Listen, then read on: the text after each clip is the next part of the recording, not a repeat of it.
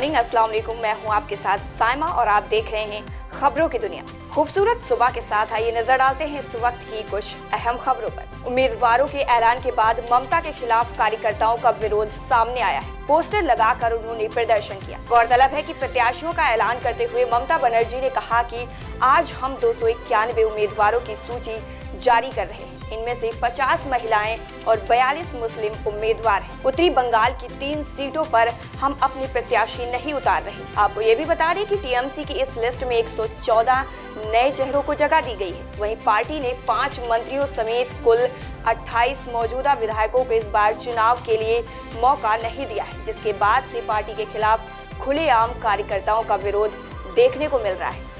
साथ ही कार्यकर्ताओं ने बाहरी उम्मीदवार नहीं चाहिए वाला पोस्टर लगाया।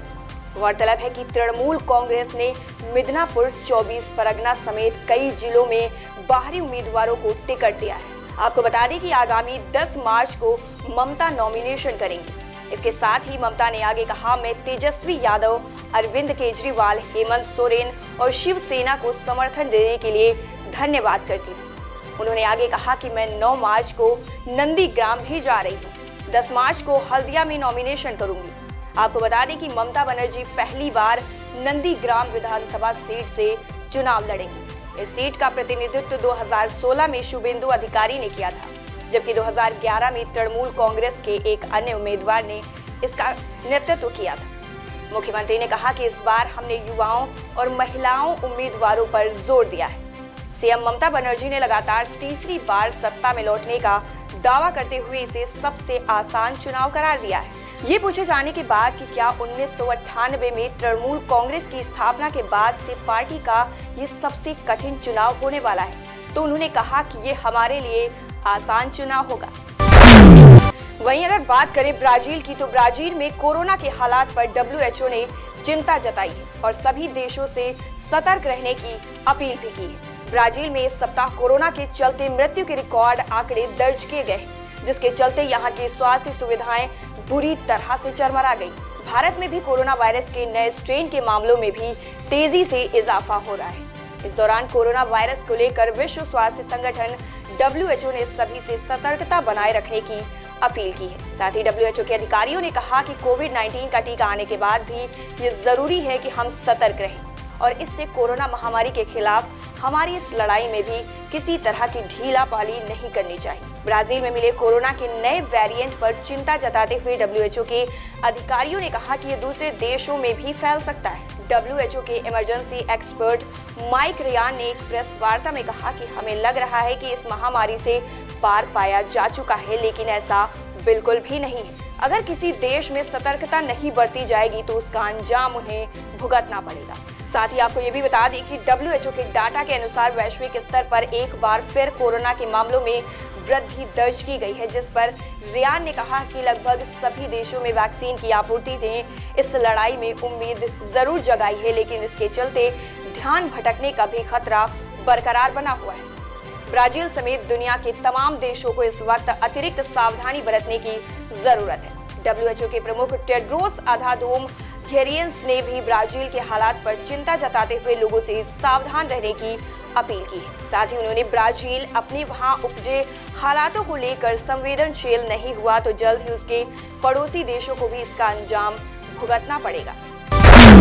वहीं केरल में सीपीआई के पूर्व प्रदेश सेक्रेटरी कोडियेरी बालाकृष्णन की पत्नी विनोदिनी बालाकृष्णन को कस्टम विभाग ने नोटिस भेजा है और 10 मार्च को कोची कार्यालय में पेश होने का आदेश दिया है। इस कार्यक्रम में विदेश राज्य मंत्री वी मुरलीधर ने भी कहा है कि नया मामला है और आईफोन को घूस तौर पर कहा गया है। ऐसी खबर भी है कि सीपीआई के पूर्व सचिव द्वारा आईफोन का इस्तेमाल किया जा रहा है। ये उन तक कैसे पहुंचा?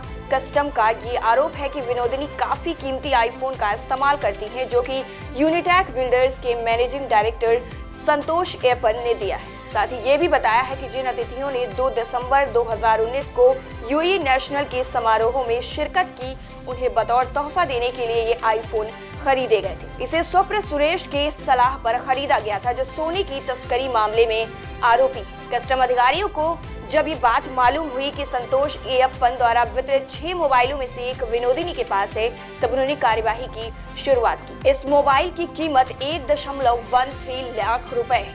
कस्टम विभाग को दिए गए अपने बयान में यप्पा ने इस बात का खुलासा किया है कि एक कंटेनर पाने के लिए उसने घूस दी थी। कस्टम को यह भी पता चला है कि उसने मुख्यमंत्री के पूर्व प्रधान सचिव एम शिवशंकर, अतिरिक्त प्रोटोकॉल ऑफिसर राजीवन, पद्मनाभ शर्मा, जीतू और प्रवीण को घूस के तौर पर मोबाइल फोन दिए थे। कोरोना वायरस को दुनिया में आए हुए 1 साल से भी ज्यादा हो गया है, लेकिन कई जगहों पर अभी भी हालात सामान्य नहीं हो सके।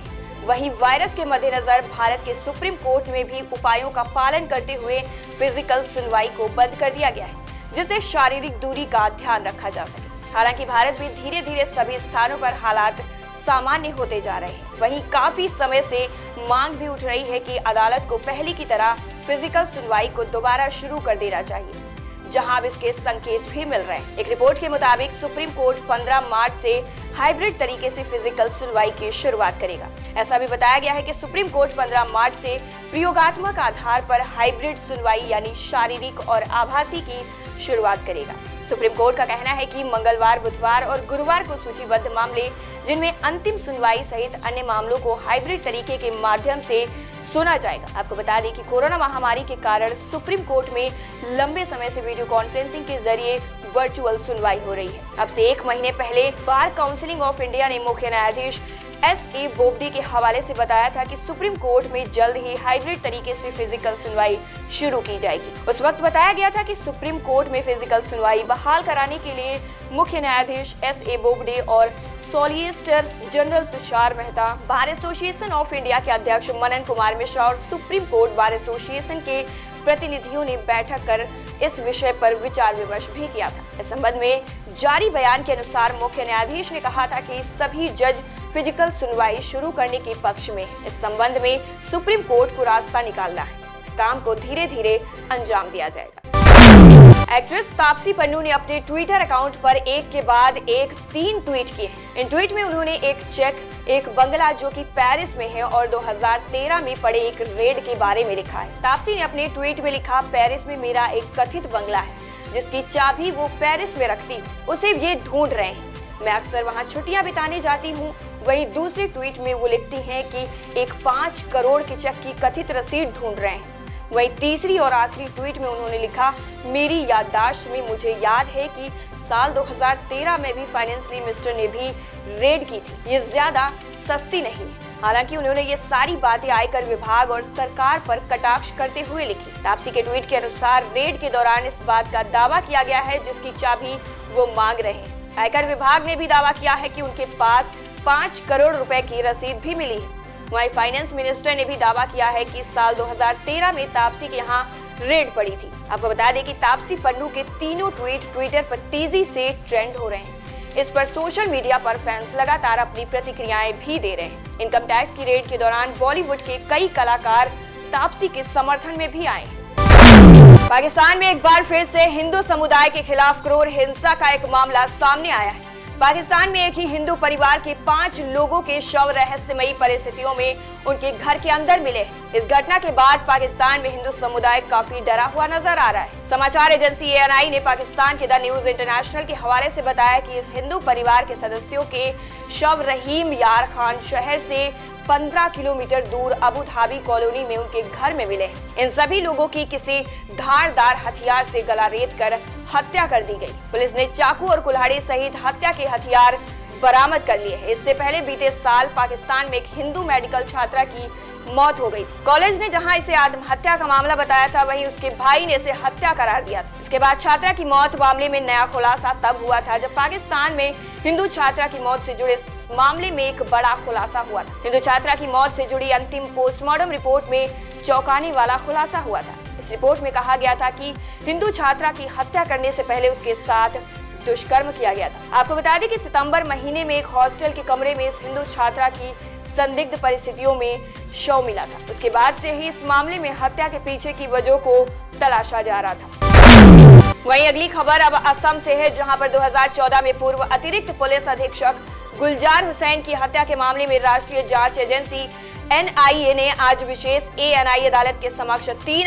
आरोपियों के खिलाफ आरोप पत्र दायर किए हैं। एएनआई ने इस बयान में कहा है कि 3 आरोपियों विष्णु नार्जरी उर्फ बेरमा, नितुल दैमारी उर्फ नायब और रनी लुइस दिमरी उर्फ मोन्थाई के खिलाफ आरोप पत्र गैर कानूनी गतिविधि अधिनियम धारा 16, 18, 20, भारतीय दंड संहिता आईपीसी के 34, 120 बी, 302, 307 और 326 और शस्त्र अधिनियम की धारा 27 के तहत दायर किया गया है। दरअसल ये मामला शुरू में 28 जनवरी 2014 को असम के टेढ़ियाजुली पुलिस स्टेशन जिला सोनीपत में दर्ज किया गया था, जो हमले से संबंधित था, जिसके परिणाम स्वरूप हुसैन की मृत्यु हो गई। इसमें हमले में कई अन्य पुलिस वाले भी घायल हो गए थे। वहीं एनआईए ने कहा कि मामले की जांच से पता चलता है कि national democratic front of Bodoland के सदस्यों ने घात लगा रखी थी, जिसके परिणाम स्वरूप तत्कालीन एसएस सोनीतपुर जिला और एक नागरिक की मौत हो गई। इसके अलावा कई पुलिस कर्मी भी घायल हो गए। तमिलनाडु विधानसभा चुनाव के लिए सीटों की साझेदारी को लेकर सीपीआई और द्रविड़ मुनेत्र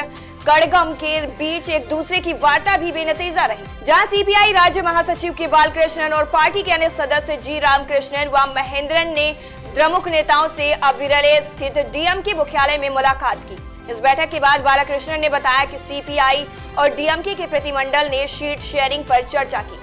दोनों पार्टियों ने आवश्यक सीटों की संख्या को लेकर चर्चा की। उन्होंने आगे कहा कि अपने नेताओं से द्रमुक के ऑफर पर भी बात करेंगे और फिर फैसले के बारे में डीएमके को सूचित करेंगे। उन्होंने कहा डीएमके ने हमें सीमित सीटों का ऑफर दिया, लेकिन हमने उससे अधिक की मांग की है।